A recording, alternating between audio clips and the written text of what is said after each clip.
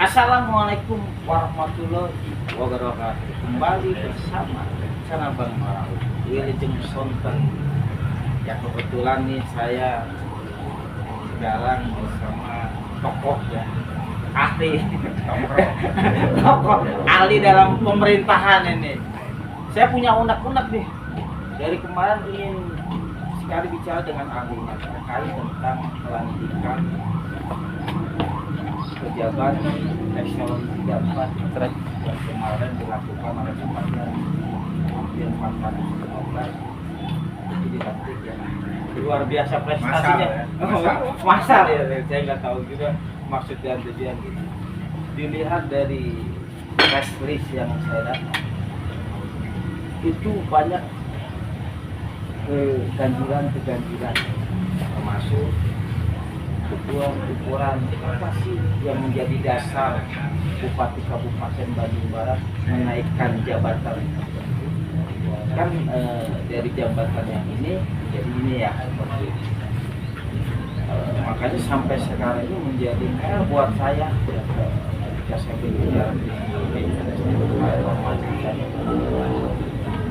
begini lah, tapi yang saya rasakan ini saya masih penasaran nih. Kebetulan saya mentaknya dari kemarin juga ini harus saya turunkan tuh ahli pemerintahan biar jangan sampai bupati salah jalan ya Pak, jangan sampai yang berkuasa itu Baper Jaket Bayangan. Nah ini bahaya kan. Oh memang ada ya nggak tahu Pak, ini praduga tidak bersalah ya Pak.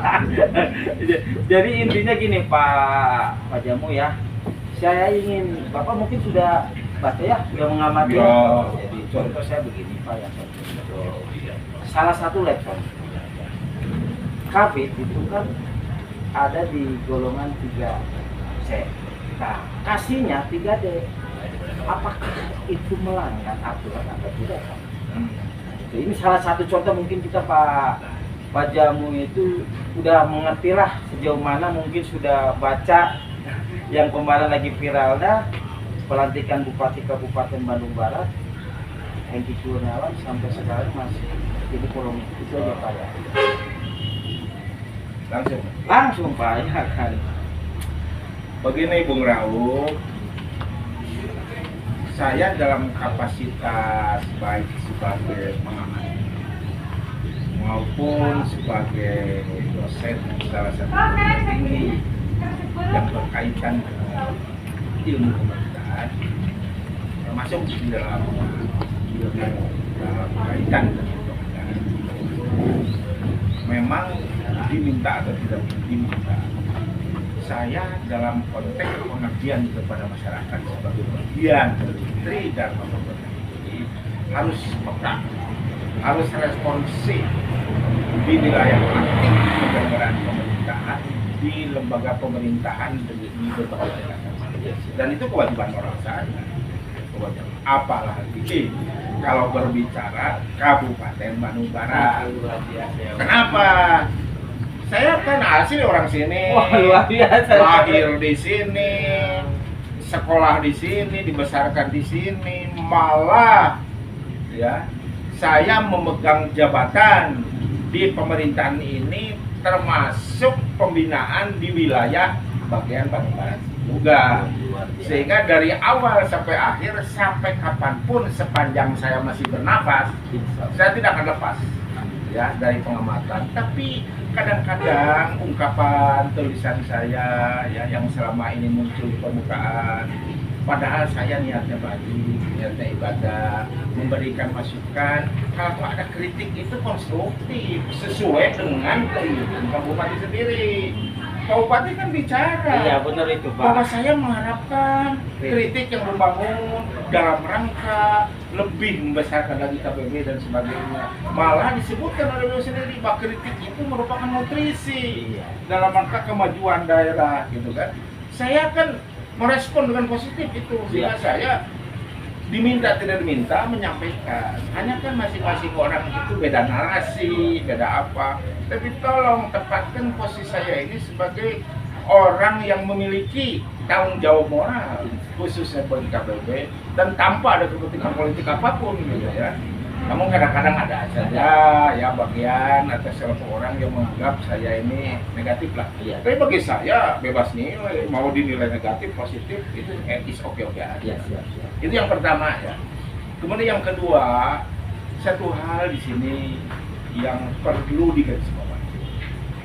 Yang nama demokrasi di level manapun itu dipastikan akan mengundang perhatian publik.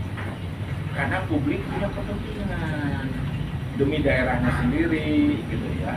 Apalagi publik sebagai peran sosial kontrolnya harus direspon dengan baik. Apalagi sekarang dengan model pemerintahan mutakhir saat ini, dunia pers itu wartawan itu merupakan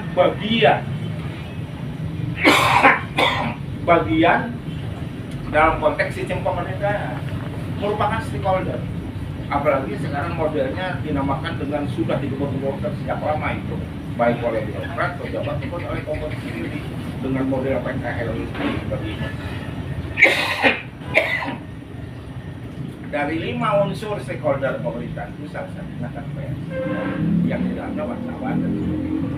Sehingga saya mengamati gitu ya dari awal sampai akhir apa yang salah dengan yang namanya Bung Rao. Beliau itu dengan narasinya sendiri, karakternya sendiri, menyampaikan ungkapan-ungkapan yang beranjak dari fakta, bukan beranjak dari asumsi. Ini fakta seperti ini. Jadi harus diapresiasi dong. Apalagi yang namanya pokja wartawan itu saya tahu ini ceritanya. Setiap kepala daerah ini harus memfasilitasi wartawan ditempatkan di bangun suatu organisasi yang bernama Pokja. Malah di Bandung Barat itu Pak Bupati pertama sendiri yang memfasilitasi itu, Pak Abu Bakar yang memfasilitasi itu. Otomatis Bupati sebagai ketua dewan pembinanya. Jadi kalau sekarang ada sesuatu yang kurang harmonis atau apa, ya itu persoalan yang patut dikelirkan gitu ya, dan sebagainya. Kemudian selanjutnya naik ke mutasi, tadi saya sebutkan bahwa mutasi ini tidak lepas dari kepentingan. Ya, karena berkepentingan, apa? Peran publik. Peran publik itu sebagai tugas utama yaitu daerah. Sehingga diperlukan sosok armadanya bupati yang mampu membuat bupati, ya, yang mampu membantu bupati dalam rangka peningkatan kinerja pemerintahan. Namun saya perhatikan dari mutasi kemarin yang ditanyakan jadi persoalan oleh ini, memang ada kejanggalan. Itu harus diakui oleh semua. Ada kejanggalan. Kalau Bung Rauf menyebutkan keganjilan, saya kejanggalan. It's okay, nggak ada masalah. Ada kejanggalan yang seharusnya tidak perlu terjadi. Harus diakui semua pihak. Dan saya tuh punya kepentingan loh. Saya boleh ngomong begini itu karena pengamat, apalagi saya pernah ya sebagai penentu kebijakan, salah satu penentu kebijakan di wilayah pembinaan birokrasi pemerintahan. Iya benar. Nah, kalau tadi secara spesifik Rauf menyatakan mutasi kemarin itu ada ini dan mohon diperjelas secara normatif itu seperti apa, maka saya di sini dengan tulus sehingga bahasa baik kan. Pertama, ya memang saya pernah memperhatikan di media ada statement yang disampaikan oleh salah satu pejabat kompeten di bidang kepegawaian yang menyatakan bahwa kenapa ada 1-2 ASN yang memiliki pangkat 3C dimutasikan, diberi penghargaan, ya, diberi kehormatan untuk mengajarkan kepala bidang yang notabene adalah eselon 3. Baik kepala bidang maupun sekretaris kecamatan. Itu levelnya sama, eselon 3B kalau dulu. Iya, eselon 3. Kenapa? Kita yang harus diperhatikan itu mengacu pada peraturan dulu. Dalam peraturan perundangan di bidang kepegawaian ada jenjang kepangkatan dalam suatu jabatan. Ya. Saya mau beri contoh nih, ya, secara umum nih. Ya, siap. Seperti jabatan sekda di kabupaten. Dewan sekda itu kalau sekarang istilah pejabat pimpinan tinggi pertama sama dengan kadis asisten, hanya beda level. Nah, kalau dulu levelnya eselon 2A, sekda. Sekda itu ada standar jenjang kepangkatan yang tidak boleh dilanggar. Seperti sekda dari 4C ke 4T itu ada dua pangkat ya, 4C 4T boleh memegang jabatan. Kemudian asisten kepala dinas gitu ya, dan jangka pangkatannya 4B 4C. Jadi ada dua pangkat di sana. Dua pangkat. Iya, kemudian di bawahnya kepala bagian, camat, sekretaris dinas itu dari 4A ke 4B. Ya, dari 4A ke 4B, ya, 4A dulu baru 4B. Terus di bawahnya lagi eselon 3B, ya, dari 3D ke 4A. Kemudian secara berjenjang ke bawah seperti itu kan standar Ya. dari peraturan perundangan yang harus jadi rujukan, harus jadi pedoman utama bagi seluruh tingkatan pemerintah. Iya. Pertanyaannya sekarang, Iya. kenapa di Kabupaten Bandung Barat ada ASN yang pangkatnya baru 3C tapi memegang jabatan eselon 3B, Iya. baik sekretaris kecamatan maupun kepala bidang? Kita harus proporsional memanai aturan. Memang ada peran dan kewenangan bupati sebagai pejabat pembina kepegawaian membuat aturan peraturan bupati tentang pola karir ASN di lingkungan Pemda Kabupaten Jakarta. Iya. Dan ada juga klausul. Klausul, ya. Klausul di sana dikatakan ya, seorang ASN ya, yang akan memegang jabatan-jabatan struktural dapat dalam pangkat satu tingkat di bawah dari jenjang kepangkatan itu. Tapi harus dimanai, harus ditafsirkan secara adil, bijaksana, dan proporsional. Yang dimaksud klausul itu apa? Iya. Dan tidak bisa klausul itu diberlakukan secara umum. Umum ya, tidak ya? Tidak bisa. Ada spesifikasinya ya, Pak? Jadi ada hal yang bersifat spesifik sehingga dalam kondisi tertentu. Tentu ya, Pak. Contoh yang dimaksud kondisi tertentu itu bagaimana? Ya. Ada suatu jabatan eselon 3B umpamanya memiliki spesifikasi tertentu. Tentu ya. Ternyata yang memenuhi syarat itu di samping ada ASN pangkat 4A, 3D, 3C, yang memenuhi syarat itu hanya 3C. 3D tidak memenuhi syarat, ada ya dalam konteks kompetensi ini. Iya, kompetensi, Ya, benar. konteks kompetensi. Maka itu dimungkinkan dipertimbangkan. Dimungkinkan istilah Dimungkinkan, saya, ya, dimungkinkan. bukan diharuskan. Diharuskan dimungkinkan. Dimungkinkan itu kebijakan kepala daerah sebagai pejabat pembina kepegawaian mengambil kebijakan spesifik. Kebijakan spesifik. Spesifik Ya, ya, kebijakan betul. spesifik untuk Menempatkan seseorangnya. Tapi klausul ini tidak boleh dijadikan pedoman umum. Luar biasa. Tidak boleh, karena pedoman umum itu sudah ada aturannya, aturannya. yaitu jenjang kepangkatan jabatan Nah, itu. benar-benar, Pak, ya. Dua pangkat, itu kan gitu. Nah, ngait di KBB kemarin mutasi memang harus diakui salah satu kejanggalannya itu. Kok mau menempatkan klausul dalam Pergub, dalam aturan lain secara umum, tidak secara khusus. Nah, seharusnya ini tidak perlu terjadi. Seharusnya tidak perlu terjadi. Tidak perlu terjadi. Jadi tidak hanya sekedar tulisan norma, itu kan ada klausulnya seperti ini. Jadi ini boleh-boleh saja. Boleh seperti apa? Tapi tidak di secara umum ya, Pak. Ya, Harus dikasih jadi satu-satu. kesimpulan saya, setiap pejabat dalam menafsirkan suatu aturan itu tidak hanya sekedar pemahaman tekstual belaka, harus ada pemahaman kontekstual. Tekstualnya begini, konteksnya apa? Kan harus seperti itu ya. Nah, ini keduanya kenapa sampai terjadi begitu? Pertanyaan kan begitu. Iya. Kita harus komprehensif. Oh iya, benar, Kan Pak. saya menangkap sinyal remeh. Ini sinyal remeh. Sinyal ya, Pak. Menangkap sinyal remeh. Saya yakin tim penilai kinerja di rumah TPK yang dulunya yang namanya Bapak Jaga Jakarta PPK ya, nak. tidak berperan secara optimal. Luar biasa itu. Ya. PPK ini kan ketuanya Sekda dan beberapa orang Asisten. ya beberapa orang anggotanya lah, dan kewajibannya sudah jelas berpurnama memberikan masukan, memberikan bahan, ya, memberikan rekomendasi berdasarkan sisi normatif murni kepada kepala daerah sebagai user, ya, sebagai pejabat pembina kepegawaian untuk mengambil keputusan. Kan begitu ya. Nah, ini kelihatannya kurang optimal nih. Kurang optimal. Saya tidak tahu kurang optimalnya itu kenapa. Saya tidak tahu ya. apakah PPK ini diam di tempat, yang menyerahkan kepada bupati saja, kemudian bupati menanyakannya kepada satu orang saja dan sebagainya.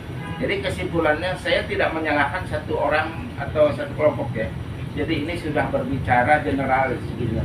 Memang yang menentukan adalah kebijakan bupati sebagai pejabat pegawai.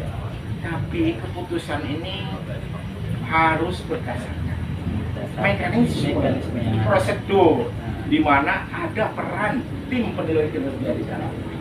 Nah ini kelihatannya kurang. Saya kira itu aja Bung Rauf lah. Tapi kalau dilihat dari penjabaran Bapak sebagai ahli pemerintah, berarti jadi mal administrasi ya tuh Pak? Bisa ditafsirkan begitu. Apalagi ada konsekuensi tadi. Ya, kemarin dilantik eselon 3B upaya administrasi dalam jabatan kepala bidang administrasi kecamatan golongan 3C, di bawahnya ada 3D. Iya. Ya. Nah, harusnya ini secara komprehensif. Kalau ada kebijakan khusus seperti itu, saya katakan kebijakan khusus, tidak kebijakan generalis umum ya. Kalau ada kebijakan khusus demikian, harus serta-merta dalam masa yang sama, waktu yang sama dimutasikan pula di bawahan dia yang memiliki pangkat yang lebih tinggi. Iya betul. Ya, jangan dibiarkan. Tidak boleh itu dalam aturan, dilarang. Dilarang ya Pak. Dulungan anak tilute, punya bawahannya tilule, itu kan tidak boleh, dilarang lah. Soal istilahnya maladministrasi, medis manajemen atau apapun itu namanya silakan saja. Tapi ini konteksnya dilarang. Dilarang. Tapi bisa di PTN kan nggak Pak? Terserah siapa yang mau PTN yang benar. Kalau ada PTN itu harus orang yang dirugikan. Dirugikan ya Pak? Ya, kalau lo punya hak. Tapi gini Pak, kalau saya nih sebagai ketua Pokja ya, tiba-tiba ada yang minta bantuan saya PTN kan bisa nggak Pak? Kenapa tidak? Tapi jelas KPT ini karena harus orang yang memenuhi persyaratan seperti lawyer, pengacara. Oh, gitu. Kalau Anda sebagai fasilitator isoter aja.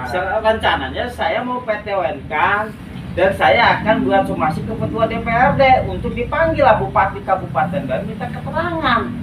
Kan wajib Pak sebagai masyarakat itu meminta keterangan sejauh mana sampai bisa viral, sampai bisa menjadi polemik di masyarakat terhadap pengangkatan kemarin. Dulu mah tidak seperti ini ya Pak ya kan, karena mungkin pemahaman birokrasi itu pemimpinan dulu bisa mengerti lah. Yang sekarang saya kurang apa nih Pak? Menurut Bapak gimana ya Pak? Begini, ini begini, bahwa Dewan itu punya peran dalam rangka menjalankan fungsi pengawasan. Fungsi pengawasan itu termasuk pengawasan kinerja birokrasi pemerintah. Kemudian pengawasan itu ada tahapan. Tahapan pertama dilakukan oleh alat kelengkapan Dewan, yaitu komisi yang kompeten di bidang ini. Iya. Yaitu komisi A. Komisi A. Bisa saja unsur publik. Komisi 1. Iya, pemerintah. Ya. Bisa saja unsur publik menyampaikan ya, baik itu sifatnya somasi kalau Iya. kalau somasi itu adalah bupati benar-benar ya meminta itu Dewan itu untuk membahas persoalan ini.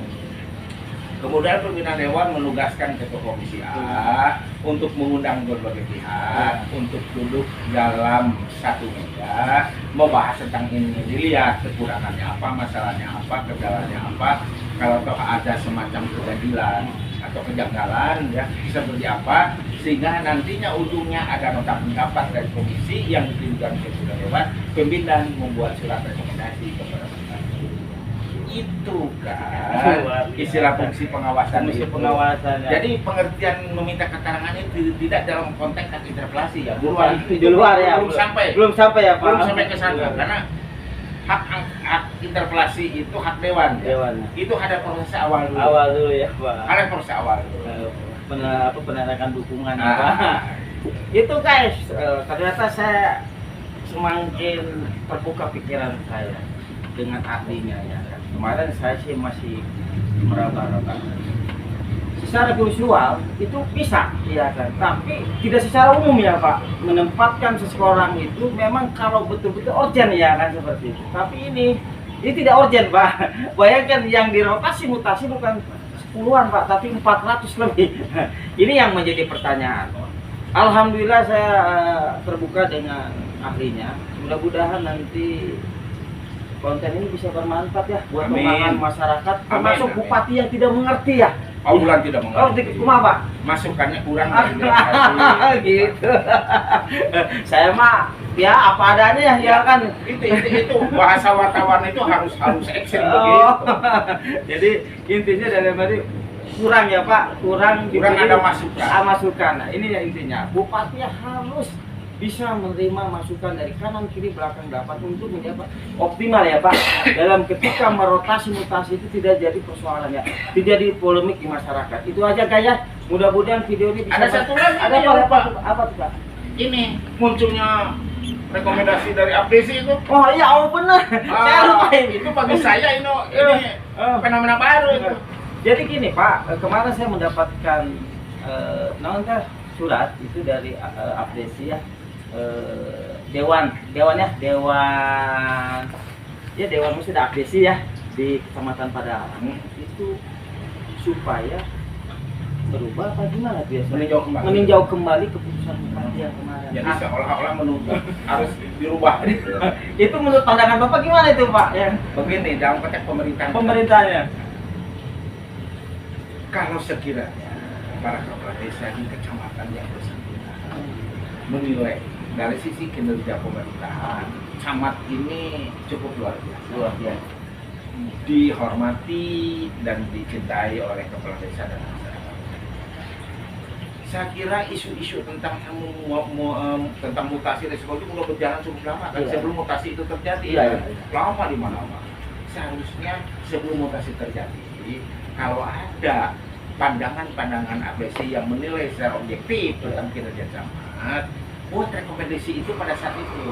Sebelum rekomendasi untuk supaya Pak Bupati dan pejabat Pemda di bawahnya tahu evaluasi kinerja menurut pandangan masyarakat kepala desa tentang camat ini seperti apa. Itu yang pertama ya, itu yang pertama.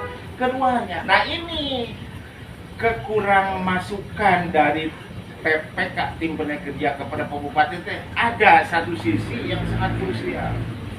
Menurut peraturan perundangan PP 18 tahun 2016 tentang organisasi perangkat daerah dinyatakan bahwa lembaga kecamatan ini terdiri dari dua jenis, dari dua tipe. Ada tipe A dan ada tipe B. Gitu. Dilihat dari aspek bobot kerjanya, dilihat dari aspek potensinya. Mana yang lebih berat di mata camat, mana yang lebih ringan dan sebagainya, itu dikelompokkan dalam dua tipe ya, AB. Ya, AB. Nah, kalau TPK-nya itu berperan semestinya memberikan masukan ke bupati, ini dipakai, ada dokumennya di mana-mana. Sehingga apabila kinerja camat ini yang sekarang memegang kecamatan IPD berprestasi, dipindahkannya ke tipe A kan? Ya, benar-benar. Dan jenjang batas waktunya ada, masing-masing pimpinan lembaga itu ada. Bisa dipertimbangkan dimutasikan dari masa kerja 2 sampai 5 tahun maksimal. Kalau camat sesudah memegang jabatan bisa tepat 2 tahun atau lebih, batas terakhir sampai 5 tahun, itu patut dipertimbangkan, dilihat dari pendekatan kinerja, sehingga ada apresiasi di dalamnya. Ini kelihatan tidak memakai mekanisme seperti itu. Malah ada camat dari camat tipe A dipindahkan ke tipe B. Luar biasa. Ya. Dari jabatan di luar kecamatan dipatriatkan jadi camat tipe A. Nah, seperti itu kan. Berarti ini TPK-nya tidak jalan kan? Tidak jalan ya. Peperjakannya tidak jalan kan, tidak memasukkan ke Bupati. Kalau Pak Bupati itu lihatnya normatif saja, secara umum aja. Coba kalau diberitahu, saya punya keyakinan Pak Bupati akan mempertimbangkan hal ini, gitu ya. Ini. Nah ini, jadi jika seperti tidak dipakai prosedur ini, malah yang lebih lucu lagi, ada satu camat di tipe A dipindahkan ke tipe B, gitu ya. Padahal tinggal beberapa bulan lagi mau pensiun. Luar biasa. Dan ini tidak boleh. Tidak boleh ya Pak? Dalam ketentuan disebutkan bagi seorang jabatan, ya, dalam 1 tahun menjelang pensiun itu masuk masa persiapan pensiun. MPP Pak. Benar. Ya, MPP. MPP ini dalam konteks administratif bisa dipergunakan, dimanfaatkan oleh yang bersangkutan, bisa tidak. Tapi kesimpulannya, masa persiapan pensiun, kalau tidak ada penilaian-penilaian negatif atau kinerja dan apapun, ini bisa sampai dengan pensiun. Tapi kalau ini tinggal seberapa bulan dari pensiun, ya harus dimutasikan. Nah itulah kejanggalan saya yang kesekian kali. Itu Cukup ya. Jadi intinya gitu Pak. Ini banyak kejanggalan menurut kalau saya keganjilan. Sukarno bahasa goibnya Pak. Jadi siapa tahu bupati itu ada goibnya yang muncul yang nggak tahu ya keputusannya seperti apa ya kan. Jadi menurut ahlinya bahwa ini banyak kejanggalan pada saat pelantikan SN 34. Tapi kita lihat nanti ke depan konten berikutnya. Bagaimana tanggapan ya semua elemen masyarakat terhadap istilah ini jadi polemik ya, jadi viral ya. Itu aja guys ya. Mudah-mudahan kita alhamdulillah kita kedatangan tamu yang sangat saya nantikan ini hanya melalui telepon saja saya. Tapi alhamdulillah saya sekarang bertatap muka. Mudah-mudahan video ini bisa bermanfaat ya Pak buat masyarakat Bandung Dan Barat. terakhir dari saya, salam hormat kepada semua pihak, maknai secara positif statement saya. Kalau di mana negatif pun boleh-boleh saja. Boleh. Wassalamualaikum warahmatullahi wabarakatuh. Itu aja guys. Assalamualaikum warahmatullahi wabarakatuh.